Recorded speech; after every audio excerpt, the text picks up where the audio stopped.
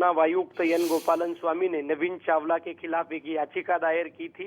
उसके लिए राष्ट्रपति ने केंद्र सरकार को एक विचार के लिए भेजी गई थी, तो केंद्र सरकार की ओर से ये साफ कर दिया है कि नवीन चावला को हटाने की कोई जरूरत नहीं है।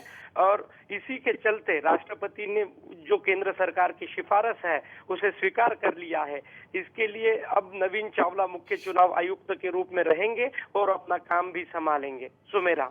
अभिजीत, क्या वापस सिफारिश भेजी गई सरकार की तरफ से, जानना चाहेंगे? सुमेरा, राष्ट्रपति ने जब एन गोपालन स्वामी की जो सिफारिश थी उसे केंद्र सरकार के लॉ मिनिस्ट्री के पास भेजा था और लॉ मिनिस्ट्री ने ये साफ कर दिया कि उनके ऊपर जो आरोप है या जो सिफारिश की है उसके ऊपर केंद्र सरकार का जो विचार है उसमें साफ लिख दिया है कि नवीन चावला को हटाने की जरूरत नहीं है और वो अपना काम ठीक ढंग से कर रहे हैं। इसके चलते अब नवीन चावला हटेंगे नहीं। सुमेरा। तो नवीन चावला अब नहीं हटेंगे, इस पर और ज्यादा जानकारी के लिए बात करते हैं स्टार संवाददाता दीपक चौरसिया अभी हमारे साथ हैं। दीपक, कार्यकाल खत्म हो रहा है एन गोपालास्वामी का अप्रैल में, और ऐसे में जो आने वाले चुनाव हैं वो अब नवीन चावला की ही देखरेख में होंगे। सरकार ने कहा है कि जो आरोप लगाए गए हैं वो इस लायक नहीं है कि उन पर विचार किया जाए और सिफारिश भेजी है, राष्ट्रपति ने मान लिया है। किस तरह से देखते हैं आप इस पूरे फैसले को?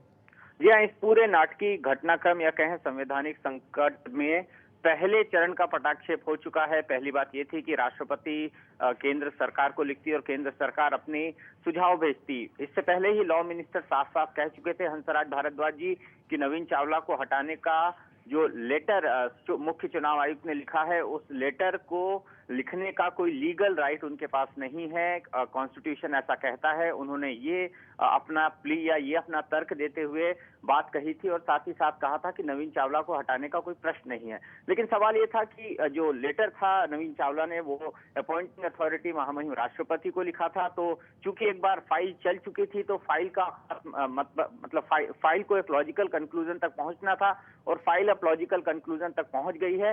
राष्ट्रपति ने केंद्र सरकार की सिफारिशों को मानते हुए मुख्य चुनाव आयुक्त को ये बता दिया है कि नवीन चावला को हटाने का कोई सवाल पैदा नहीं होता। इसके बाद जो है सिचुएशन काफी करीब हो जाएगी कि नवीन चावला को हटाने की सिफारिश मुख्य चुनाव आयुक्त ने की है।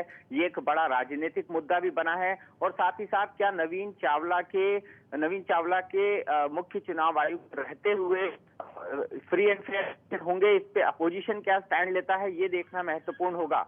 इसमें दो रास्ते हो सकते हैं कि कोई इंडिविजुअल पार्टी कोर्ट में अंदर जाकर पिटीशन कर दे या कोई पॉलिटिकल पार्टी कोर्ट में पिटीशन कर दे राष्ट्रपति ने जो केंद्र सरकार की सिफारिशों को माना है उसके आधार पर। तो संविधान में आज तक ऐसे हालात सुमेरा पैदा नहीं हुए हैं और एक तरह से कह सकते हैं कि चुनाव आयोग जिसको अभी तक बहुत स्वतंत्र निष्पक्ष माना जाता था, इस घटना के चलते या इस पूरे विवाद के चलते उसकी छवि पर एक बहुत बड़ा दाग लगा है।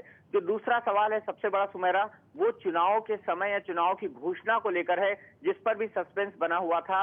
हमारे सूत्र ये कह रहे थे कि चुनाव की घोषणा आज हो सकती है, लेकिन नवीन चावला 2 दिनों की छुट्टी पर चले गए, इसके चलते चुनाव की घोषणा टल गई। उसी के बीच राष्ट्रपति से जो पत्र व्यवहार हुआ है इसका खुलासा हो गया है। तो मामला बिल्कुल साफ था कि लॉजिकल कंक्लूजन तक फाइल को पहुंचना था, यानी फाइल को अंत होना था, यानी मुख्य चुनाव आयुक्त की सिफारिशों को ठुकराया जाना था। इसका नवीन चावला भी इंतजार कर रहे थे, इसीलिए वो ऐसे वक्त पर छुट्टी पे गए शायद जब चुनाव की घोषणा संडे यानी रविवार को हो जानी थी, जिसको लेकर काफी स्ट्रांग प्रोबेबिलिटीज यानी काफी स्पष्ट संकेत इलेक्शन कमीशन से मिले थे। लेकिन अब ऐसा नहीं हो पाएगा और एक कंट्रोवर्सी के बीच में होगा, जिस कंट्रोवर्सी ये होगी कि नवीन चावला मुख्य चुनाव आयुक्त बनने जा रहे हैं और गोपाल स्वामी 20 अप्रैल को रिटायर हो रहे हैं और उनकी को राष्ट्रपति ने नामंजूर कर दिया है। तो ये एक बड़ा नाटकीय राजनीतिक संवैधानिक घटनाक्रम इसको कहा जा सकता है। सुमेरा।